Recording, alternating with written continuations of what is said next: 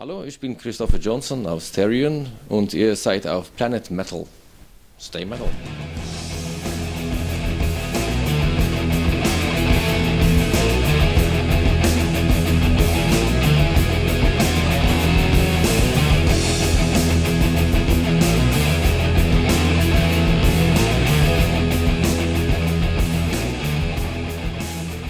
You're here on the Rock Opera Unveiled tour. What's the special thing about this tour? Can you tell us a bit? Because I think this tour wasn't in existence a year ago. Yeah, well, we started to work on the rock opera and we just realized we needed some feedback. So the idea came up to make a short tour, just like 2 weeks, and just play a few selected places and perform some pieces from the opera and yeah, get some reactions. I just don't like the idea of spending 2 or 3 years of my life composing something that doesn't work. Normally we just do whatever we like, we record it and put up an album, and if people like it, good. If people don't like it, well, too bad. But this rock opera is going to have a lot of people coming to see us to make it work financially that are not the regular fans. You know, we need to put it up at the city and maybe do a couple of shows in a row, because when you move these productions, that's where you have the cost, you know, to set it up and to transport it and, you know, bring it down again and all that. So basically we need your parents to buy tickets as well. So I bring the whole family. yeah, well, the people who normally would go and see Jesus Christ Superstar or Cats or something like that, we need to make it not commercial but accessible also to these people. There are some really metal parts too, but it's like with a horror movie, you know, there will be some music that the people who like horror movies never would listen to, that's like scary music. So of course there will be parts that they would say, oh, this is not what I would listen to at home, but which suits in the context on stage. And we just like to try different directions where we're going musically in the opera and see if they're good for what they are. Like we perform one piece which is purely classical, get some feedback on that. One typical piece with not so much guitar, which is more choir and orchestra and just drums and bass in it, and guitar some small places, and some very typically guitar-based ones as well, some spooky ones, some more commercial ones, or well, more accessible, whatever you want to call it, more ear-friendly ones. And we just like to see if we're going in the right direction, and yeah, get some feedback to see if people would say, no, this is not good at all, because people have very high expectations, and if they would say, oh, sorry, that's it, this is the big thing, then maybe we need to reschedule things and take more time and try different directions and so on. So you did 4 shows, I think, up to now. Was there any complaints? Not really any justified. Somebody said, oh, it's too little vocals, but you know, the overture, for instance, which is the only place where there isn't vocals, it's not supposed to have any vocals. It's like saying there's no vocals in the instrumental. It's an overture. But on the other hand, you gotta keep in mind that a lot of people, they are not familiar with this opera terminology, so he wouldn't know that. But you told me it's for a different audience as well. So are you booking theaters then, like, or venues like this, like small venues, or do you need a bigger stage for orchestras and choirs or something like that? Well, my idea would be to play at small theaters, like 500, 600, 700 capacity theaters with seats. They have good acoustics and they have all the facilities for changing sceneries and stuff. Orchestra, yeah, if some guy come with a checkbook and say, you know, I'd like to pay for this. But we have to be prepared that this may not happen. So, and anyway, when you have opera, people don't look at the orchestra. It's not like when you see a symphony being performed, you look at the players. So for me, it's not such a big deal if that would be on backing tracks. The important thing that you have the real, you know, singers. There will be many singers on stage. You will have choir and many soloists. And all the sceneries, because you're there to see you're there to see a play. It's like It's a real theater. Yeah, Then. it's theater with music. So what they do on stage is the main thing. You hear the music and you see what's happening on stage. If you see somebody sitting and playing the violin or not, I don't think that's the main thing really. So this will be the band as it is now, plus how many people? We haven't really finished that. We made the storyline and we made chapters. Now we're going to write the scenes, and then we will see exactly how many characters we need. We have the main characters. We're going to invent a few more characters because there's not much female characters in the original story. Very male-oriented, so we need to get more females in there. So you get all the male audience in. Just for the balance. I mean, who wants to hear only tenors and baritones sing for 2 hours? I mean, musically speaking, you need it. Visually, you need it. And so if guys need something to wank off to, that's my least of my concerns, to be honest. It's for... I don't know any opera with only men in it. You know, it's always a balance between it. Therion always had women in it. Yeah, and musically, I think people prefer sopranos before tenors anyway. I mean, at least metal fans do. I mean, there's not many metal bands with the lead tenor only, but you have plenty with the soprano. It sounds like a very big undertaking. Yeah, and then choreography and those things. It's not that easy that you have a storyline and then you just go up on stage and now I'm singing and acting. You need to be very specific how people are going to stand, where exactly and what they do, how they do things. Otherwise you will look very amateurish. So we're going to probably work together with a professional choreographer. And you know, we have ideas, but we need somebody who did this for a living. We realized when I started to make the chapters, because the feedback from the band was quite soft, you know. So it's not so enthusiastic. They're enthusiastic, but they feel like it's outside of their field, so it all ends up in my lap, you know. So for the chapters, I started to work with an author, which is a good friend of mine who writes fictional books, and he speeded up the process a lot. So he do a lot of the boring work, and then I just, you know, eat the cherries from the cake, you know, just say no, we change this and that, and so. And with the scenes, I think the band will be more involved because that's where they will be specifically. Musically, everybody contributes, so that's good. How can you put it? It becomes a little bit inbreed of ideas sometimes. Metal fans think in a certain way, and the metal bands think in a certain way, and everybody's happy with that. But once you're going to get out of that world, it's completely different. I'll give you a great example. Another set of ears. A good example how it works in the metal scene. Black T-shirts with print in the same way since the 80s. I mean, if you're gonna make a T-shirt, you put your album cover on it, you put one with the tour dates in the back, whatever it is on the front with a tour back, and some skull or a monster. It always sells. You try to do like batik, different colors, few people will buy them. Metal fans are very conservative, so black fabric with print with skull or monster or something like that. Yeah, these are people, even if you say, oh, but we're a gothic band, it's different. No, people will be, oh, can I have the one with the monster, please? I even worked in the merchandising on the last tour, you know, to get a clue of that. I'm a better boss if I know the work, and it's always the same. Yeah. And this is the same thing also when you would stage something. The metal fans would want a very specific thing. They're very band oriented. They want to see us play the guitar, and that's important for them. But yeah, your mom, my mom, whatever, they would be into the acting and all that. They don't care so much about that. And other things that we may not think about because yeah, we're very band oriented. We perform our songs, and you know, people want to headbang and see it somehow. Now all of a sudden we get into a completely different scene. More mainstream scene, and we need to play by those rules. Otherwise, they're going to think we're awful, and they're not going to show up. And if they don't show up, then we won't have money to carry on with this project. So we need to be very humble and very open-minded, and really listen a lot to these opinions from professionals who do that for a living with musicals and stuff. But in the rock opera business, you're not the first one to go there. Yeah. So there's very much of business there, Yeah, which has been like since The Who, or Deep Purple, or... But the difference is we will do the first real rock opera, because what is called rock operas up to now has been more like rock musicals. They sing with rock voices. We will have opera voices, so it will be a true blend between rock music and opera. We may have a little bit of rock vocals, but everybody who sings should be capable of doing opera singing, like Thomas Wikström. He can sing both.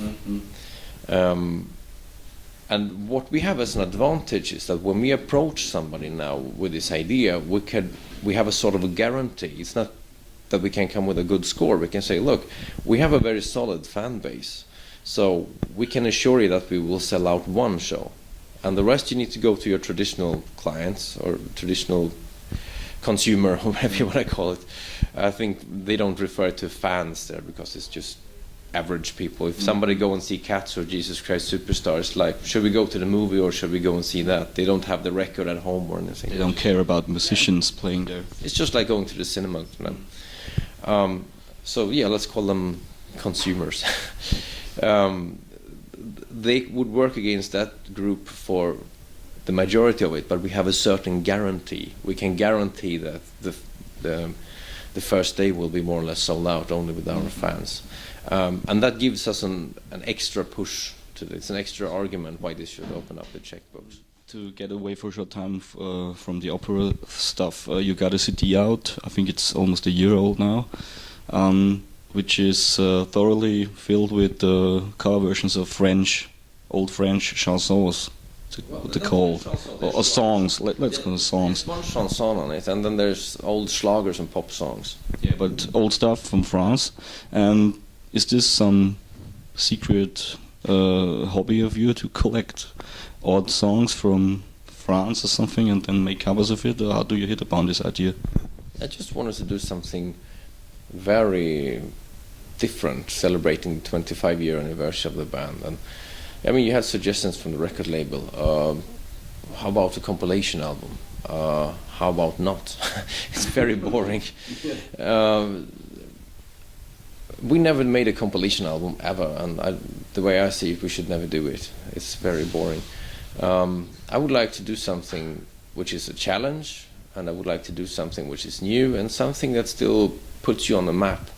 Thing is, to be honest, time is not really on our side at the moment because trends come and go, and right now the trend that we've been a part of and that we even created mostly, Therion and Nightwish, this trend is on its way out. So it's like being a heavy metal band. First it's the 80s and everybody loves you, and then it becomes the 90s, and people will be like, oh, they're still around, they still play heavy metal. Play grunge or something? Yeah, it would be stupid to think that it would be different with this trend. I'm just surprised that this symphonic metal trend lasted so much longer than regular. It's been 15 years instead of the regular 10 years or 8 or whatever it is, or 6 for the grunge. Thanks God. What's grunge? It's crap. But it's always, things go in cycles, so probably in 10 years from now we're going to get double paid, playing at festivals for old bald people that want to be young again or something like that.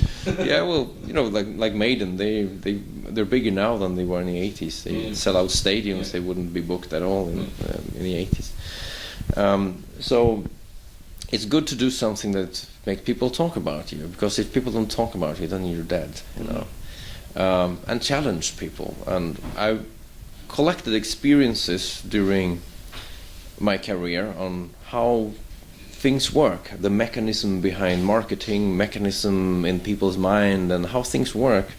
And I realized there's a lot of resources that nobody used, really. I mean, RAMMSTEIN has been the master of a similar thing, to make people talk about them. Everybody needs to hear that band that put fire to themselves on stage, like originally when they were launched. And what? They have a singer that sings like Hitler. Metal with the Hitler vocals. Well, I have to hear this. And especially in the USA, that works really well. They like extreme stuff. But who would have imagined that RAMMSTEIN would sell platinum in France? That would be very unexpected. But it works because of these things. And take somebody like Marilyn Manson. Let's be honest now. I have nothing against him, but if he was from Poland and he was fat and with a lot of pimples, do you think he would have a record deal? I guess not. No, it's not because his songs are so fucking amazing. I mean, there's nothing wrong with them. They're cool songs, but it's nothing special. He became really big because he's really good in provoking in the right way.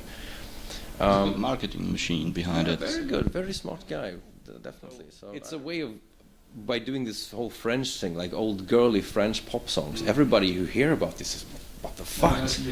And especially when they hear negative comments like, this is so crazy, the band is over, this is the worst thing ever, and the sky is falling upon our heads, you know, then you immediately get everybody who's on the internet to get interested in this and buy the record.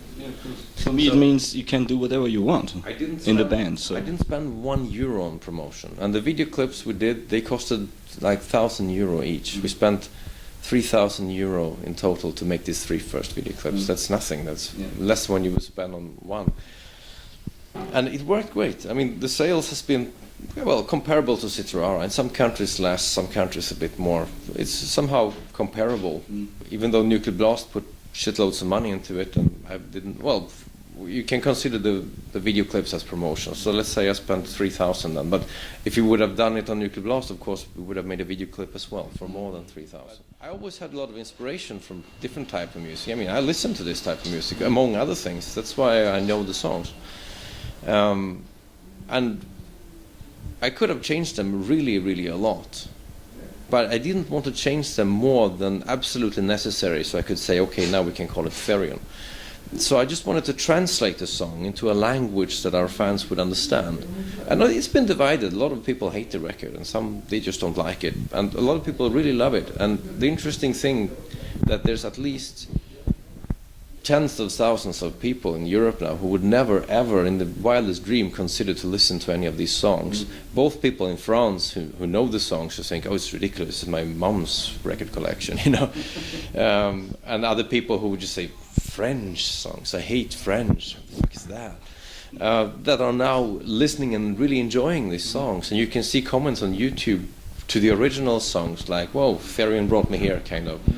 And I just want to prove that music is not so different that you think. You should maybe show more respect to other music forms. And metalheads can be a very conservative and think, oh, everything that's not metal is shit. And it's okay, you listen to what you want. on the other hand, metalheads are very unconservative as well, because they listen to lots of things. Like you listen to French music. They listen to like folklore or classic, something like that. Yeah, but it needs to be somehow approved and be cool. That's the thing. I mean, some folk music is considered cool since there were folk metal bands, and classical music earned respect. I think with the prog bands in the 70s and neoclassical inspired guitar players in the 80s, that's kind of approved. But then there are things that are not approved. It's not cool to listen to ABBA, for instance. It is. Well, maybe things are changing slowly now, but for most of the time when I've been into the metal scene, it's very important that things are approved. I give you a good example. Europe is not cool. Final Countdown is not cool. When I grew up, if you wanted to listen to Final Countdown, you better do it secretly, because people are like, fuck, you listen to Europe, gay band. Take a band like Sabaton. It's brilliant. They basically do melodic hard rock. If they would sing about love, people would say, oh, it's some fucking AOR shit band. But because they have like more brutal vocals, they sing about war, and you know the record covers, then you have the stamp, approved. Okay, this is cool. So they make music that your mom could listen to, but they rough it up a little bit, and then sell it well. Yeah, so it's super singable. I think it's genius. I mean, a lot of other musicians I speak to, they say, oh, but you know it's crap, and they complain about Hammerfall and a lot of bands. I think it's really cool. So we are right overdue, I think. Talking for half an hour now. I hope the whole thing will work out. I hope the people will like the new songs you present tonight. I think I have 4 or 5 songs. The overture and 4 excerpts from. It's not really songs, because it's more like a part that has been ripped out, like a piece teaser. Yeah, a song would have a beginning and an end. These are pieces of music that it's more like a flow, you know. I'm sure there will be some breaks in the opera. There will be 2 acts with a pause in between, I assume. Most of the time it will be just like a long song. So it's like if you would rip a part of it out. We can get a picture of it tonight, and I hope you will get a picture of the audience reactions. What we're performing are scenes, you can say. It's the music to certain scenes. You have the dying scene, you have the accusation scene, you have a scene where they start becoming a bit suspicious and they start to question, like, who are you really? because Antichrist, he do a lot of really good things. There are no wars, nobody's starving, and everything is really good.